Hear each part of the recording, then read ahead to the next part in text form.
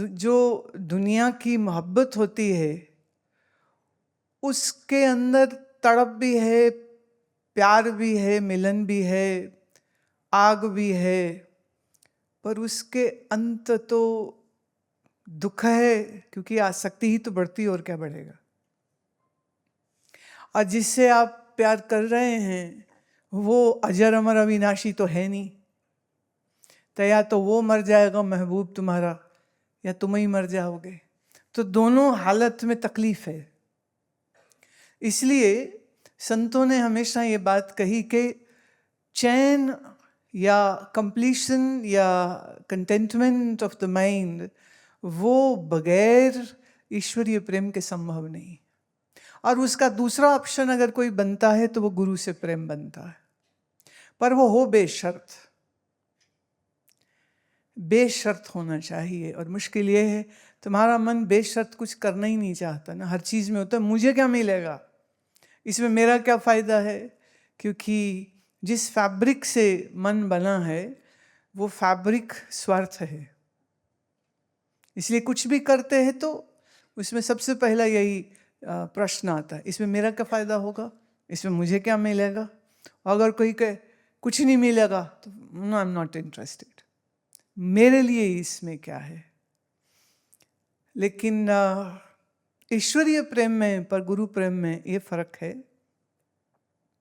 प्रेमी ये नहीं कहता मुझे क्या मिलेगा, प्रेमी ये कहता है कि मैं मेरे प्रियतम के लिए क्या कर सकता हूं। शिष्य वो नहीं जो ये सोचे मुझे गुरुजी से क्या मिलेगा, शिष्य वो होता है जो ये सोचता है कि मैं मेरे गुरु के लिए क्या कर सकता हूं, किस चीज से मेरा गुरु प्रसन्न होगा, मैं किससे खुश होऊंगा। अगर ये सवाल है तो फिर तो ये वही बात हो गई जो दुनिया बहन भाई, पति पत्नी, तो दोस्त, दो सहेलियों का आपस में, दो कजन्स का आपस में जो म्यूचुअल गिव एंड टेक होता है। बड़ा मुश्किल है ये एहसास जिसे हम कहते हैं मोहब्बत, बहुत मुश्किल है। एक तो ये लाई नहीं जा सकती, दूसरा हम कुछ करके भी नहीं इसको प्राप्त कर सकते। तो ये या होती है या नहीं होती है। जैसे आप किसी फ्रेंड को, रिलेटिव को, नेबर को पसंद करते हो,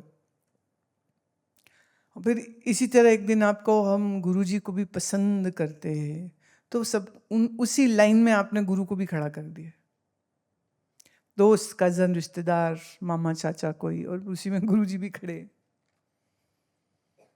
पसंद करना मोहब्बत नहीं होता है, चाहना ये भी मोहब्बत नहीं होता है। ये बहुत बारीक चीज है, बहुत सूक्ष्म चीज है। तो इसीलिए संतों ने भी बहुत से एग्जाम्पल्स लेकर के बात को समझाया।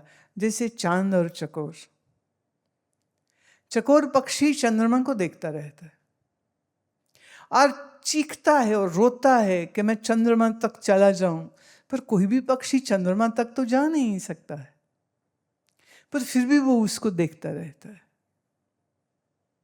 संतों ने एग्जाम्पल दिए, जैसे बादल और मोर।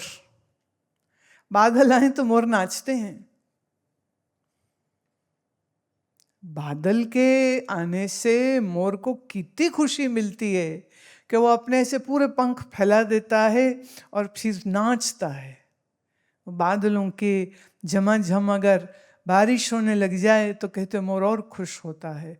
तो कहो गुरु से प्रेम, कहते जैसे मोर और बादल,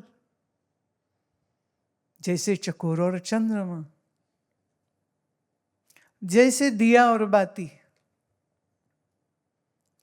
बिना बाती के रोशनी नहीं हो सकती, और बाती हो और जली ना हो तो बुरी ही लगती है, पर ज्योति को जलने के लिए बाती चाहिए। तो बाती और ज्योति एक दूसरे पर निर्भर हैं, ज्योति से प्रकाश आएगा, पर बिना बत्ती के तो नहीं हो सकता। तो कहा गुरु शिष्य प्रेम ऐसे जैसे बाती और ज्योति। बाती है शिष्य का मन और ज्योति है गुरु। रामकृष्ण परमहंस कहा करते थे कि सिर्फ शिष्य को ही गुरु की जरूरत नहीं होती, गुरु को भी शिष्य चाहिए, क्योंकि जो कुछ उसने पाया है वो ज्ञान, वो सब ज्ञान किसको दे? तो अब शिष्य कोई होगा तो उसको देगा ना। सिर्फ शिष्य की जरूरत नहीं है गुरु, गुरु को भी शिष्य चाहिए। जैसे कोई गर्भवती स्त्री हो, अब उसके गर्भ तैयार है तो वो डिलीवर तो करना ही चाहेगी ना, ऐसा तो नहीं ना अपने पास ही रख ले उसको। तो गुरु जिस ज्ञान, जिस अनुभव से गर्भवान हुआ है, वो उसको डिलीवर करना चाहता है। किसको देगा? शिष्य को। अब ये जो रिश्ता है, ये रिश्ता इतना अद्भुत है कि इसको आप किसी दुनियावी चीज के साथ समझा नहीं सकते। अब कोई बर्ड्स का एक्सपर्ट हो तो वो कहेगा ये सब बकवास बात है, मिथ्स है कि मोर बादल को देख के खुश होता है, ये कवियों की बनाई रचनाएं, ये सत्य नहीं है। कि चकोर चांद के लिए पागल है, बोले मिथक है, सच नहीं है। पर मोहब्बत तो मिथक नहीं है ना, हाँ वो तो सत्य है। लेकिन उस एहसास को दुनियावी चीज़ों के साथ समझाने के लिए दुनियावी एग्जाम्पल्स को लेना ही पड़ता है। तो सरेंडर माने समर्पण कोई जब नहीं कर पाता है तो उसमें बाधा उसका ही इंद्रियों की जो भूख है ना, ये वो भूख है जो उसको रुकने नहीं देती। मैं ये देख लूं, मैं वो देख लूं, मैं ये कर लूं, मैं वो कर लूं।